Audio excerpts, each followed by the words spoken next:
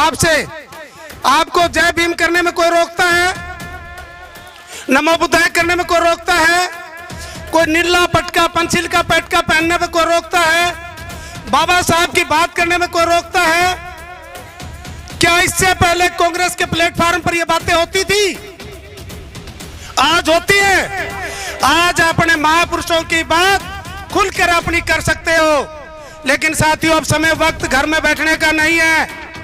अगर घर में बैठे तो वो लोग 1947 के सपने दे रहे हैं। और जय संविधान बहुत ही हर्ष का दिन है। और ये जो लाइन है बाबा साहब की, भगवान बुद्ध की, हमारे महापुरुषों की, वो लाइन, वो दिन जो उबड़ खाबड़ जो धरती थी, जो पेड़ पौधे थे, जंगल थे, उन पेड़ पौधों को, उबड़ खाबड़ धरती को ठीक करने में, पेड़ पौधों को काट कर एक रास्ता बनाने में, और वो जो दिन यहाँ तक लाने में, और इस प्रकार की सोच एक बड़े प्लेटफॉर्म पर तैयार करने वाले हमारे आदरणीय के राजू जी, और उस रोड पर तेज गति से गाड़ी चलाने वाले, और इस महापुरुषों की आवाज, महापुरुषों की विचारधारा घर घर पहुंचाने में, और एक बड़े पार्टी के प्लेटफॉर्म पर खुलकर बोलने के लिए जो आवाज बुलंद करी, वो हमारे शेर, हमारे आदरणीय भाई राजेंद्र पाल गौतम जी। उनको हम बहुत ही हार्दिक उनका अभिनंदन भी करते हैं, बधाई भी देते हैं कि आज हम अपनी बात एक पार्टी के प्लेटफॉर्म पर बड़े खुलकर बोलने के लिए, क्या हमारे में हिम्मत आई? बोलने के लिए हिम्मत आई? हमारी पूर्व मंत्री राजस्थान मैडम बघेल जी, हमारे साथी निशान जी, हमारे जो ना भीम जय भीम मिशन के राष्ट्रीय अध्यक्ष हमारे साथी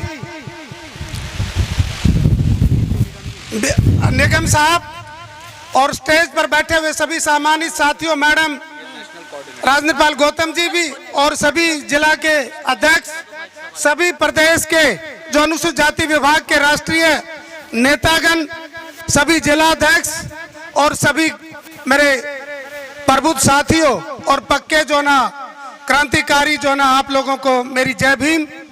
बहुत ही खुशी की बात है कि आज हम पूरे देश से कोने कोने से जो हमारे संगठन के अनुसूचित जाति विभाग के जो कार्यकर्ता हैं, जो पदाधिकारी हैं, उन लोगों ने कहा कि 1 साल हो रहा है, और राजेंद्र पाल गौतम जी ने जो बड़ा पेड़, बरगद का पेड़ जो तैयार किया है, वो आप लोगों ने फैसला लेकर बहुत ही अच्छा काम किया। आप बधाई के पात्र हैं, साधुवाद के पात्र हैं कि ऐसे इंसान का और ऐसे मां बहनों का हम आज स्वागत करने का हमें मौका मिला। हम बड़ी खुशी जाहिर करते हैं। लेकिन साथियों, ज्यादा न कुछ कहते हुए एक बात मैं कह सकता हूं कि देश आज जो बाबा साहब ने जो इस देश के अंदर एक कभी सोचा था कि 21वीं सदी आप लोगों की होगी, 21वीं सदी जो न इस देश के दलित, पिछड़े, आदिवासियों की आवाज बुलंद होकर आएगी। वो आवाज आज हमारे जननायक राहुल गांधी जी खुलकर प्लेटफॉर्म के ऊपर आपके अधिकारों की जो बात कर रहे हैं, वो बहुत बड़ी बात है। कांग्रेस पार्टी के अंदर इस प्रकार की विचारधारा मैं खुल के कह सकता हूं कि 2-3 आदमी, खासकर के राजू जी का, क्योंकि मैं बहुत साल से जानता हूं, वो अपना जिस प्रकार से एक छोटा जानवर होता है, चुर चुर कर कर कर कर कर कर करके पार्टी में जो विचारधारा पैदा करी सर, इसमें कोई दो राय नहीं है। आपने वो चीज अपने जो ब्यूरोक्रेसी वाली बात थी कि किस प्रकार से प्लान को, किस प्रकार को बाबा साहब के विचारों को, किस प्रकार के हमारे महापुरुषों की विचारधारा को, और किस प्रकार से संविधान को लागू करवाने के लिए एक बड़े प्लेटफॉर्म पर और जननायक राहुल गांधी जी को जो तैयार किया, जो उनको विचारधारा में ये चीजें परोई, वो केवल और केवल राजू जी ने बहुत मेहनत की। लेकिन उसके बाद आदरणीय राजेंद्र पाल गौतम जी ने जो बाबा साहब के बाद इतना बड़ा त्याग किया, बाबा साहब के बाद अगर कोई त्याग करने वाला इस भारत में कोई दलित है तो उसका नाम राजेंद्र पाल गौतम है। वो ना डरने वाले हैं, ना बिकने वाले हैं, ना घबराने वाले हैं। ऐसे इंसान जो ना आप लोगों के बीच में आए हैं।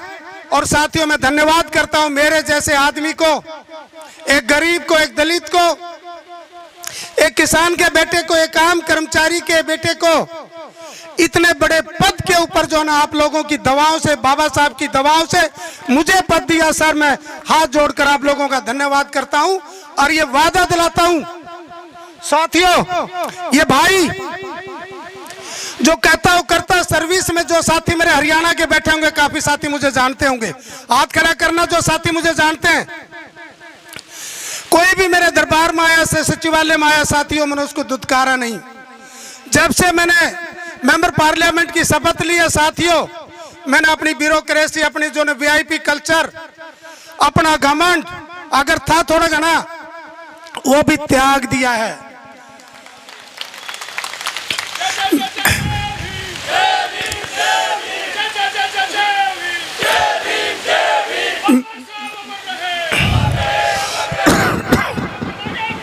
हम तुम्हारे साथ हैं साथियों। मैं वादा करता हूं, मेरा चाहे चंडीगढ़ का घर और चाहे दिल्ली का घर हो, आप सभी साथियों के लिए, दलित, पिछड़े, आदिवासियों के लिए, इवन सभी गरीब लोगों के लिए हमेशा दरवाजे खुले रहेंगे।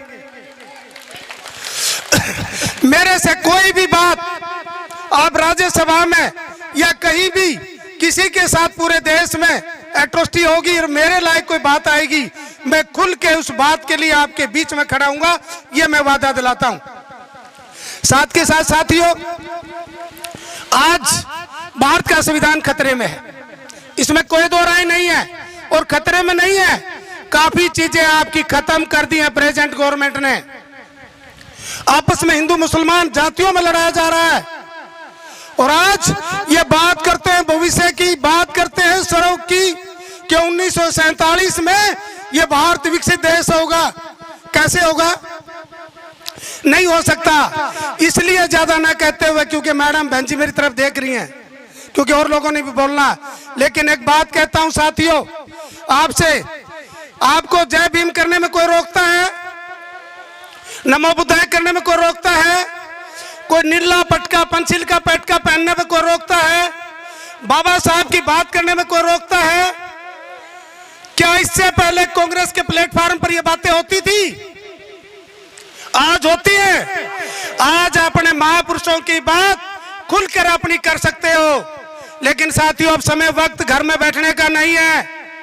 अगर घर में बैठे तो वो लोग 1947 के सपने दे रहे हैं और 1 बाय 1 संविधान खत्म कर रहे हैं। जैसे मेरे इलेक्शन में जिस प्रकार से धन बल और ईडी का सहारा लेकर मुझे हराने की कोशिश की, आज हमारी बहन नवाजुद्दीन को क्या किया? जानबूझ के उसका कैंडिडेचर रद्द किया। तो आप कह सकते हैं कि इस देश की डेमोक्रेसी खतरे में है। लेकिन हरियाणा के साथियों से अपील करता हूं साथियों, अब हमें घर नहीं बैठना है। ये देश, ये हरियाणा का शहर इन हमारे महापुरुषों ने, इन हमारे जो ना योद्धाओं ने मुझे दे दिया, उसके लिए हम घर ना बैठे। मैं एक अपील करता हूं कि हम जल्दी हरियाणा में संविधान बचाओ, लोकतंत्र बचाओ, दलित, पिछड़े और माइनॉरिटी की एक रथ यात्रा निकालने के लिए तैयारी कर रहे हैं। क्या आप लोग तैयारी में सहयोग करोगे? धन्यवाद।